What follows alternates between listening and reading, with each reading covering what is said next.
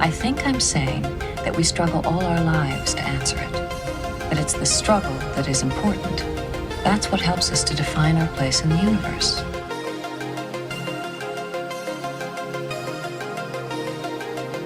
This is Beverly, Dr. Beverly, Dr. Beverly Crusher.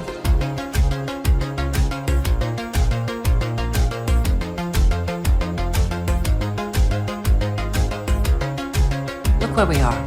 Here, all of us, in this moment. So let's do what we spent our entire lives learning to be great at.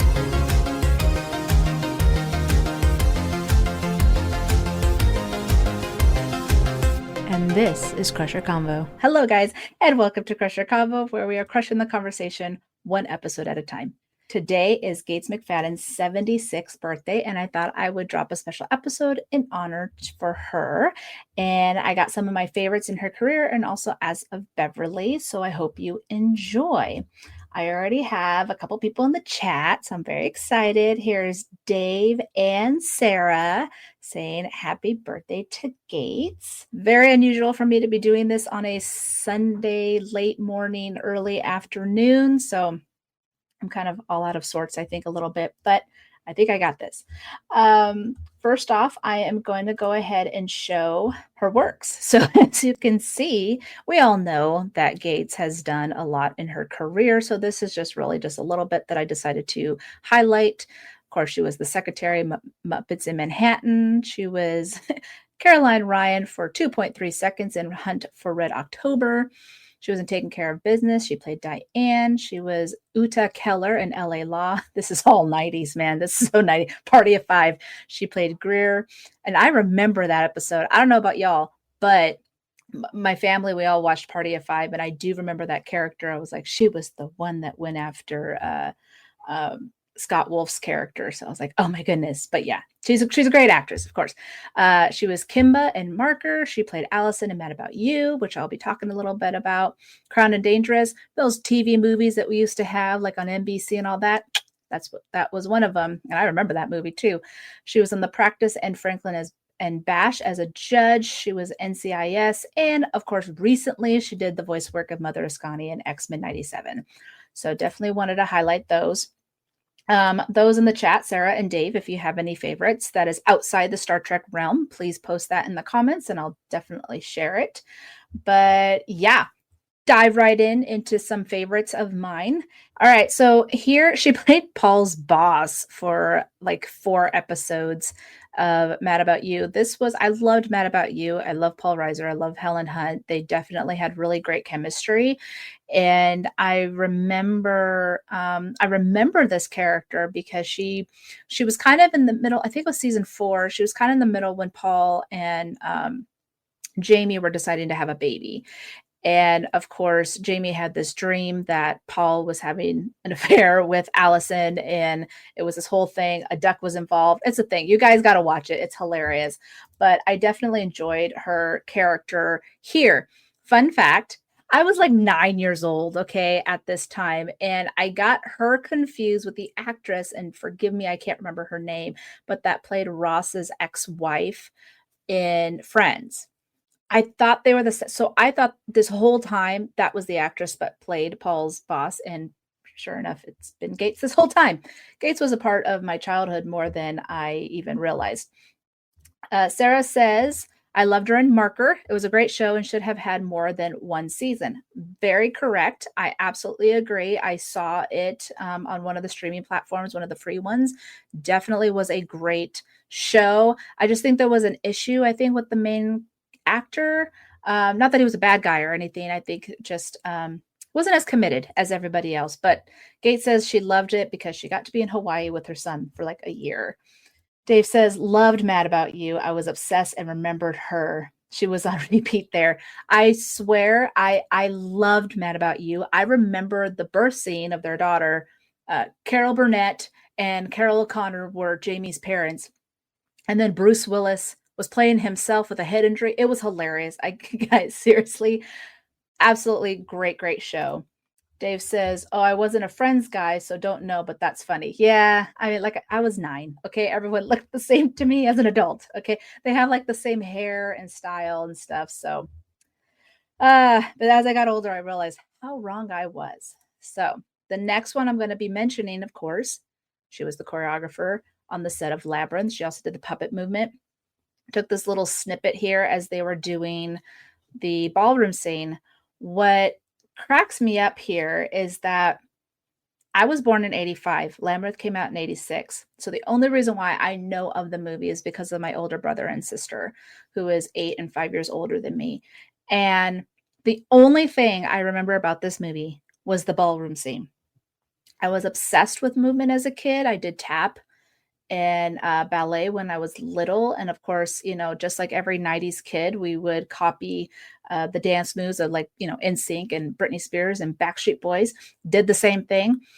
But all I remember of this movie was the ballroom scene, is because it was very majestic and the way it moved and all this stuff. So I remember when 2022, I'm learning about Gates, I'm learning about Star Trek, and I figured out that she was the choreographer. My mind was blown. I was so excited.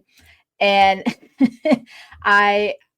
it's one of those things where you just never know, like I said, Gates has been part of my childhood more than I realized.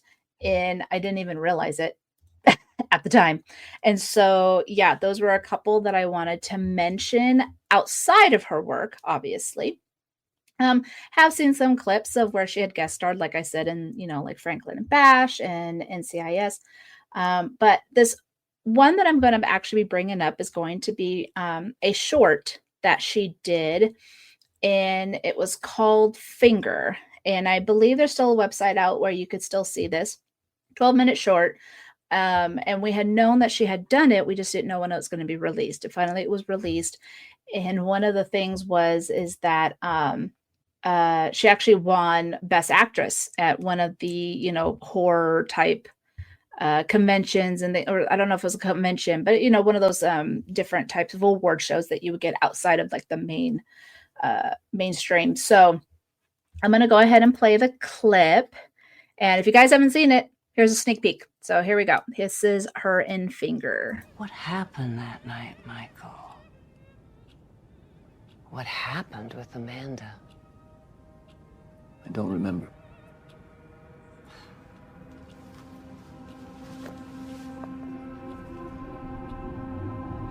What's this? Open it.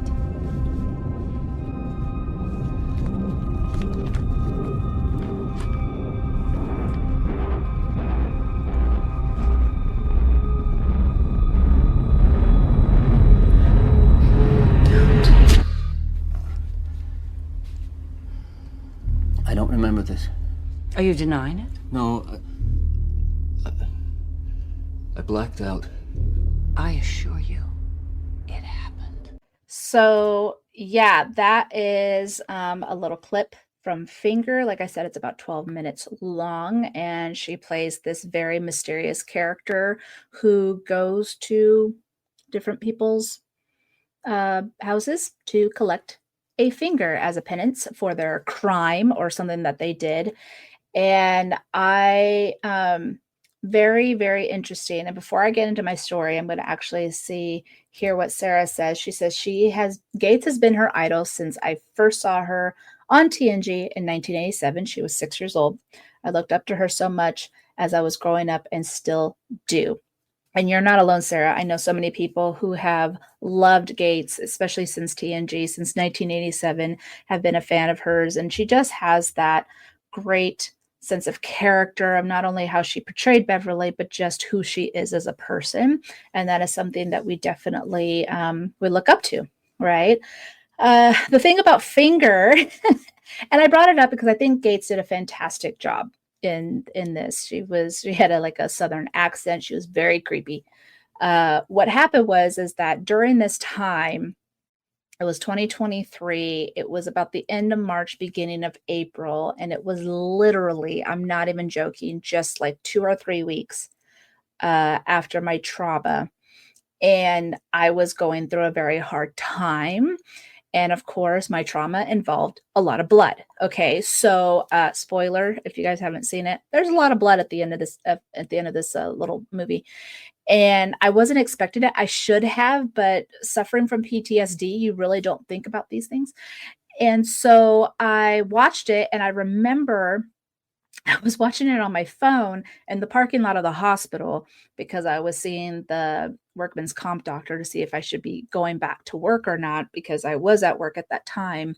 Yeah, I watched it, and at the very end, when it showed all the blood, instant panic attack, total burst into tears, got all hyperventilated in my car, and I shut it off really, really fast. And of course, the person that shared it instinctually just thought, you guys need to put a warning on this. You guys can't be posting this without a warning.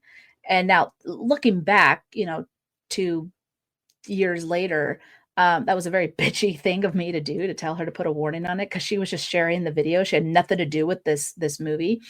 And but at the time I wasn't thinking that. I was in such a panic mode that I did a horrible thing. And I apologize for being so rude and being so aggressive. But like I said, I wasn't really thinking at that moment. But the thing is I could not at all see this movie. And it became part of my therapy that after I went through my trauma therapy and my PTSD and all that stuff, which took about 15 months. That was going to be my goal, was to watch this movie. And also a couple other things. I couldn't watch 17 Seconds because Picard was happening at the same time, because there was that trail of blood in sickbay. And then I couldn't watch Ethics because Worf talked about suicide. And I couldn't watch Night Terrors because Worf tried to commit suicide with a knife. And so those were my big things that I was like, okay, I'm going to get to my therapy. I'm going to do what I can. And those were going to be the moments where if I could watch this and not have an anxiety attack, I did a good job. And this is where I worked hard and I saw it and I didn't have a panic attack. So quite proud of myself. Kudos to me. But yeah, it's interesting now that this movie has a much more personal meaning to me because of what had happened at the time. And the same, I could watch 17 Seconds now. I could watch, Ethics and Night Terrors without full-blown anxiety. So yeah, just thought I'd share that story. Sarah asks, where can we watch this movie? I think I still have the link somewhere, so I'll post it on social media when I have a chance. And Dave, yeah, it was a rough time for me. Like I said, I got through it. And then Dave also says, heavy triggers, but interesting ways to overcome. It was a big whole thing. Like even the hotel room that this trauma had happened, I did not go into it until it was gutted. We were just so happened to be going through a renovation at the end of the year. Never, ever. It took a little while to just go on the floor, but never went back in that room until it was absolutely stripped. Like we're talking like nothing was on the walls, bathtub gone, everything was gone. And now that it's all redone, I could go in there. I sometimes will have, and this is just going to happen for the rest of my life, I will have PTSD triggers and I will have moments. But I at least have now ways to overcome those moments when they happen. So it's just, it is what it is. And that's now part of my life. But yeah, I just wanted to share that story just because, of what had happened during that time when that movie came out. But I'm actually going to go into the Beverly portion of this. If you guys have any other comments about Gates' work outside of TNG, please don't forget to post about it. But I did this video back in January, I want to say, maybe sooner than that. It is with the Like a Prayer from Deadpool and Wolverine, and I really enjoyed it, and I thought I would highlight what we love about Beverly, and so I'm just going to go ahead and share that right now.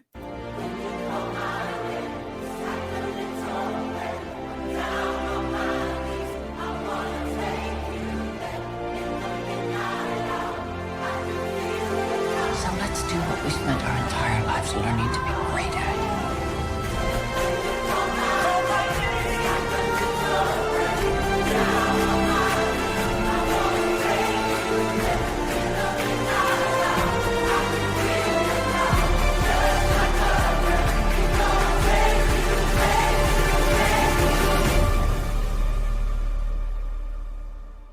Not sure if any of you guys have seen that, but there you go. That video kind of just highlighted what Sarah had said, how she has been an idol of hers since she was little.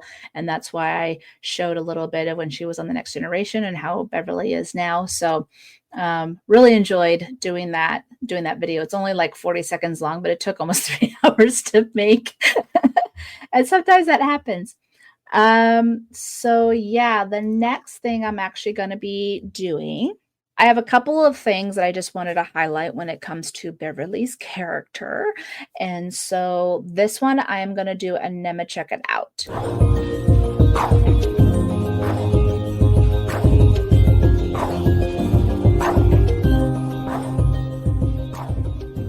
All right, guys. So I truly enjoyed Arsenal of Freedom.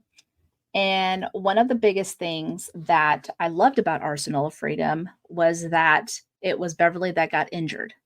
Okay. It's, I always say this is kind of weird, but I always like my favorite characters getting injured somehow because I like the dramatics of it all. And I wanted to say a little bit of this little snippet here in Larry Nemechek's book. It said this episode was originally conceived as a Picard Crusher love story. But Lewin recalled that Gene Roddenberry changed his mind and opted instead for this extremely ambitious action-adventure yarn mortality tale about arms merchants. Les Landau, an assistant director who became the first of many production staffers allowed to direct, suggested that it be Beverly Crusher and not Picard who was hurt in the fall into the pit, putting the captain in a fish-out-of-water situation. And shout out to Jay, because every time he sees this, he's like, how does Picard not know first aid? That should be a number one requirement to be a captain. I absolutely agree, but this triggers him. But yes, I love that they changed it. Apparently it was supposed to be Picard. They changed it to Beverly. And also, and I hate to bring this up, but I had heard, not sure if this is true, but I had heard the original pitch for Beverly confessing her feelings to Picard was Maurice Hurley. As everyone knows, Maurice Hurley is not the type of person we want to hear about when it comes to Gates, because he's the reason she got fired.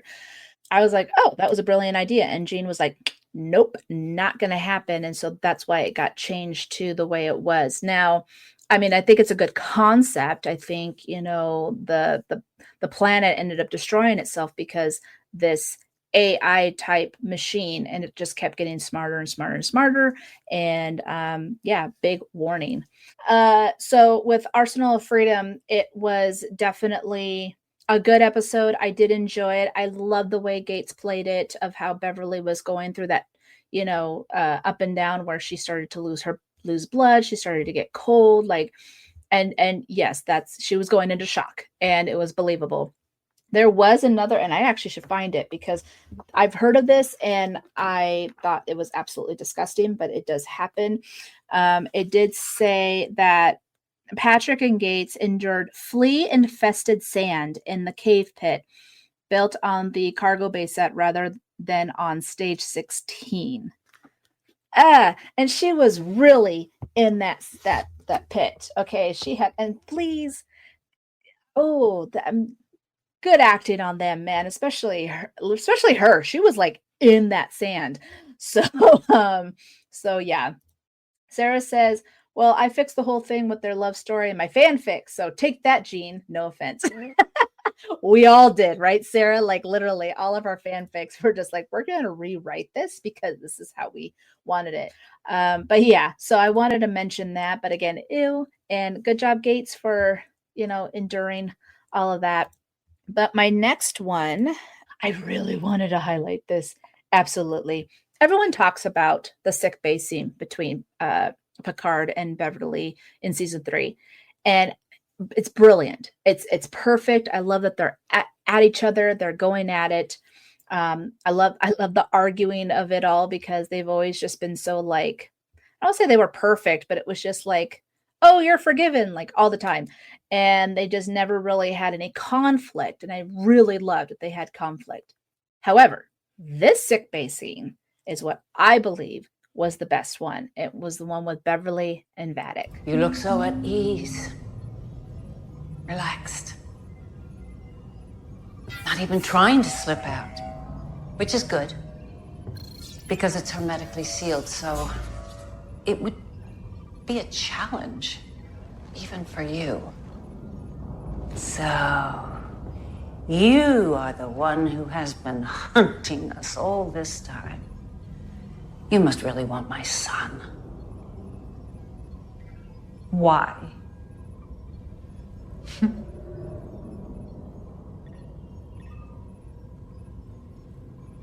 You know, I took an oath to do no harm. But you should know, I am rethinking that promise. Aren't you adorable? I was under the impression this would be more of an interrogation. Only now, it seems you've given up your endgame before the start. No hope for me. Unless... And now I see. He's to play understanding. To your cruel. I'm bored already. I mean, come on. So good. Like, so good. And the thing is that Amanda Plummer apparently likes to take multiple takes, because she tries different ways of doing the character. And so Patrick and Gates had to do multiple takes. So I don't know what take this was. I don't know if it was mishmashed together, but the thing is, it was brilliant. The way that Gates said, you're the one who have been hunting us all this time, and the way she emphasized hunting and just being extremely sarcastic, but you could tell she was just angry and so done because these were the people that were after her son. Yeah, Sarah says 100%. So good. Dave's like, so dang good. Absolutely. This is one of my favorite scenes in the entire season. The whole thing. No offense, Picard didn't need to be there, but the whole thing with Amanda Plummer and Gates McFadden the entire time while they're in sick bay, absolutely love it, and I had to highlight it. The other part of this scene is after Vadic is explaining why she hates the Federation, Starfleet, is because of what they did to them, and when she morphs into Jack, and he goes, are you, what did they say exactly? Are you ready to lose another son? And you could see the way that Gates is emotional. You could see the tears in her eyes, but she just looked pissed. She looked so angry.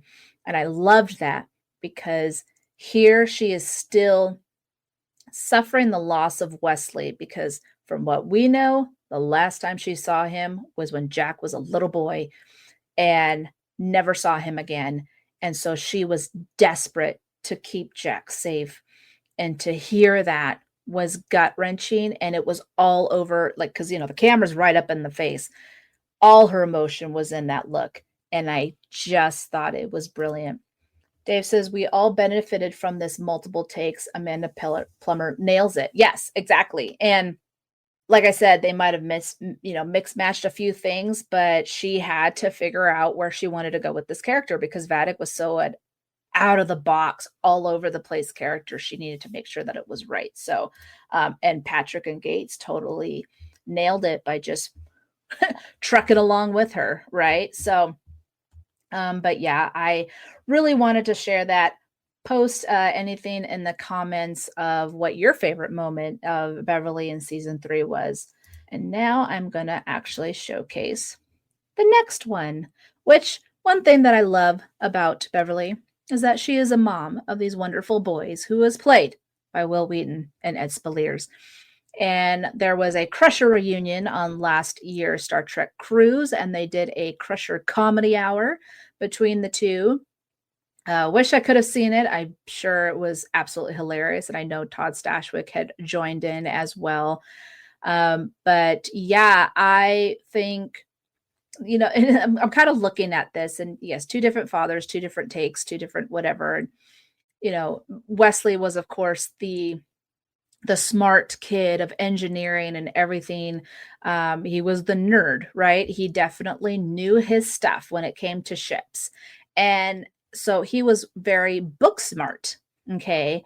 Well, Jack is more street smart. Okay.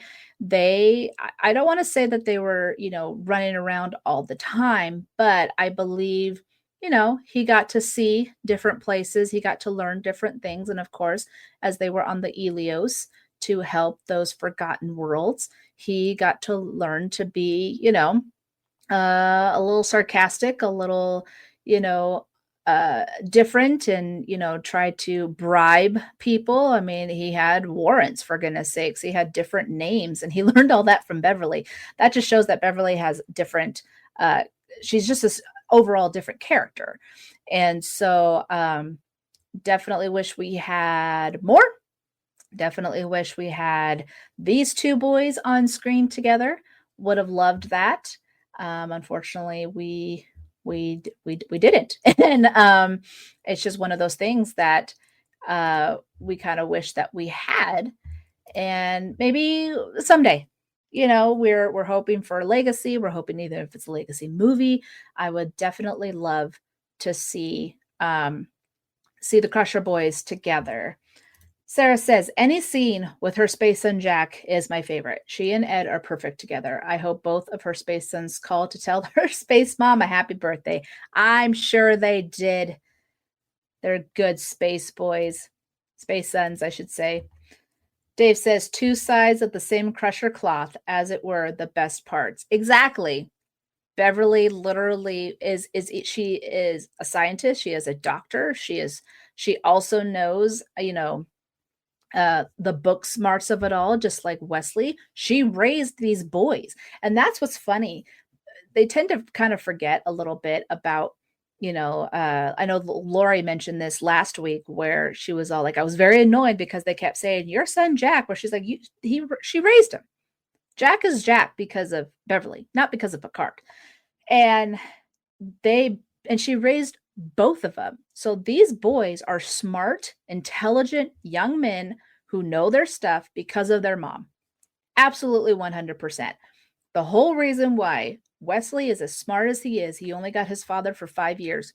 The whole reason Wesley is the way he is because of Beverly. The whole reason that Jack is of all trades is because of Beverly. And he even mentioned, he was all like, if she wasn't kicking my butt, she was right beside me, right? So she was not only being like, I'm your mom and you're going to listen to me and you're going to do as I say, but she was also their partner. She helped them. She was always there for him. And that is what I love about Beverly's character. Sarah says, hashtag Star Trek Legacy. Woohoo! And yes, Davesy, Legacy. Absolutely. I know a lot of people don't really want Legacy. They want it more for the Captain 7, which I do as well, and Raffi. And they don't really want it for the Jack Crusher. I think overall, I think it would be a good balance between the two, especially because I think Jack and 7 will kind of have a unique friendship due to the fact that she is part Borg. Okay, she always has been, and she always will be. And so is he, but in a different way. And they're going to have that, she's going to probably help him, overcome all that he went through because he's organically a Borg, right? And as much as we saw, yes, they destroyed that Borg cube and the Queen, there's really still more Borg out there. Okay, they started in the Delta Quadrant. They ended up coming to Alpha. There's Borg all over the place, and there's always a new queen. There's always something going on. So Jack has to be careful with this little brain thing of, probably has to take an inhibitor for the rest of his life so he doesn't get sucked in again.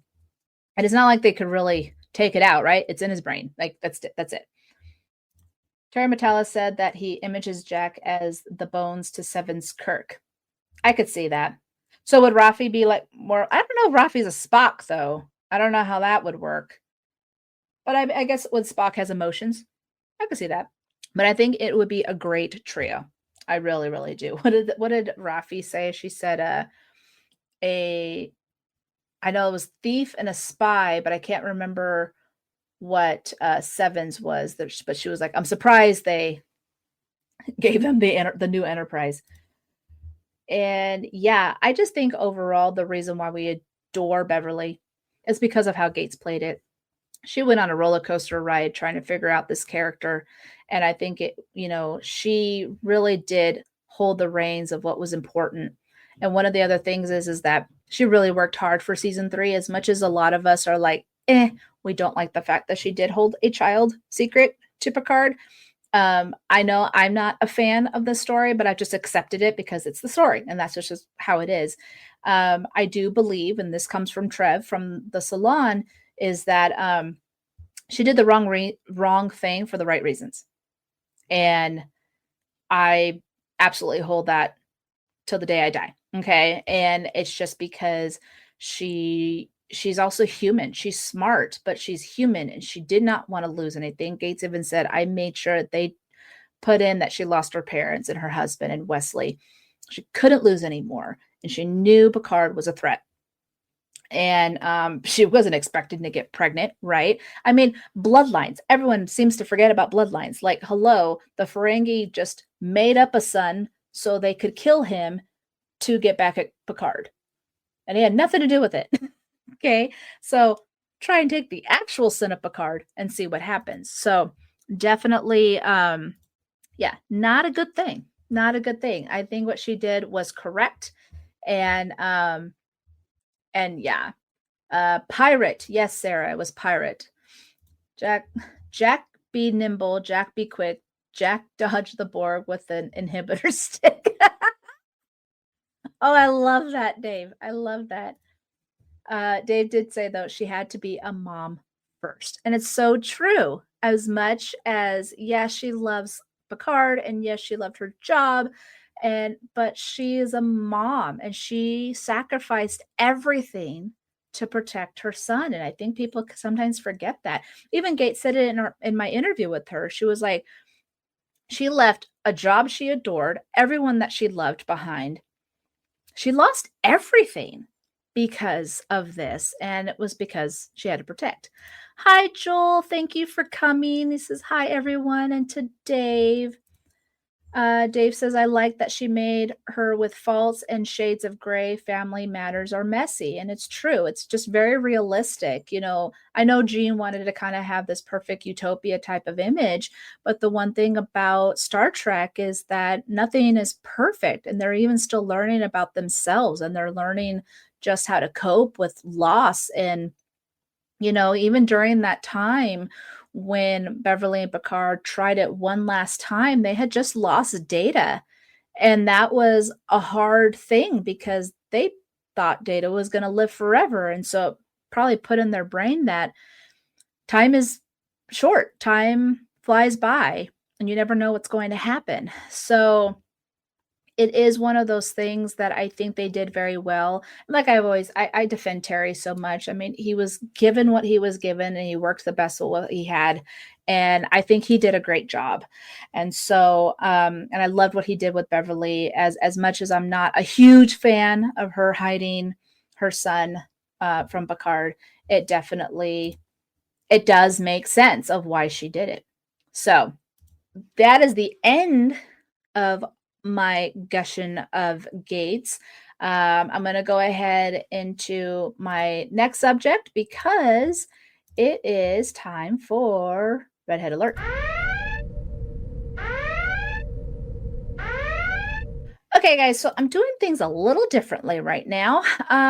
So before I used to have you guys vote for my next episode, I decided to nix that, and I kind of stole the idea from Captain Squadron. Hey guys, about spinning a wheel, and it's called Sick Bay Spinner.